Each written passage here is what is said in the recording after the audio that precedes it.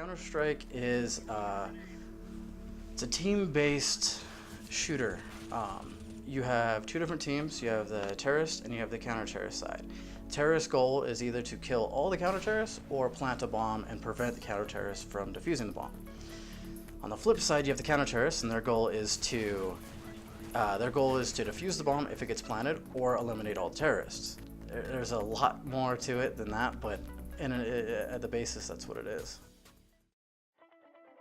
I have been playing video games since I was really little. I got introduced to gaming on the Commodore 64, which I don't know if anybody knows what that is in this room, but it's a really old computer, if you will, that had floppies, the classic floppies that were that big and actually flimsy.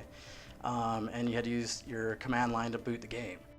I play amateurly Counter-Strike right now. We got a team of 5 currently called Low Profile Gaming, and the August split is when we'll be bringing low profile to the scene. So really excited for that. Should be good. Competitive gaming was one of those things that actively progressing and becoming better at the game kind of led to you gravitated with a group of friends that you would start playing with, and it begged the question of, should we try to take this to the next level? Esports is an emerging sport of gaming. It's taking the best of mental abilities and gaining advantages in different video games. Does esports take skill? I'd say absolutely it takes skill. It also takes a lot of innate ability, whether your twitch reflexes, being able to dodge an ability, or being able to quickly sight up a shot in Counter-Strike. Those are all fast reflexes that are in somebody but can also be trained and brought out in somebody. As well as understanding the mechanics of the game. There's so much complexity to, for instance, Counter-Strike, knowing the economy game, knowing when to buy, when not to buy, running strats. There's a lot of strategic plays inside of Counter-Strike. It's not just a point and click shooter. There's a lot more depth to it. Do you think it's a sport or a game?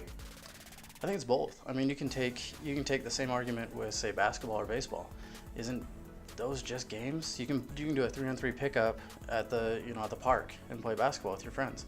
And the same thing with Counter-Strike. You can do a pickup game with your buddies online.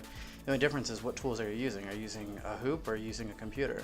It's the same thing, but I believe that they're both still can be taken to that sport level and taken to that competitive level. My favorite part about esports, the fact that you are playing a game, and it's the most in your face that it is a game, right? You've been playing video games and it's these things that you love to do, and being able to take it to that next level is what I love. And seeing a community grow behind this and being a part of this emerging culture, if you will, it's awesome, right? We're at the forefront of that.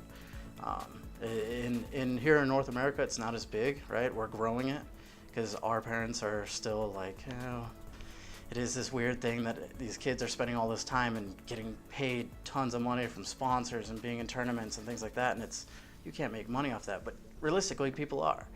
And you look at like other countries where it is big, in Europe, in China, Korea, it's huge.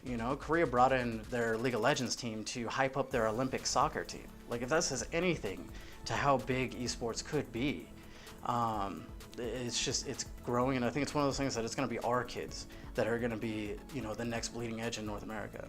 As far as esports, I think it's a great time to be a part of it. It's growing, and it's going to be fun to see where it goes,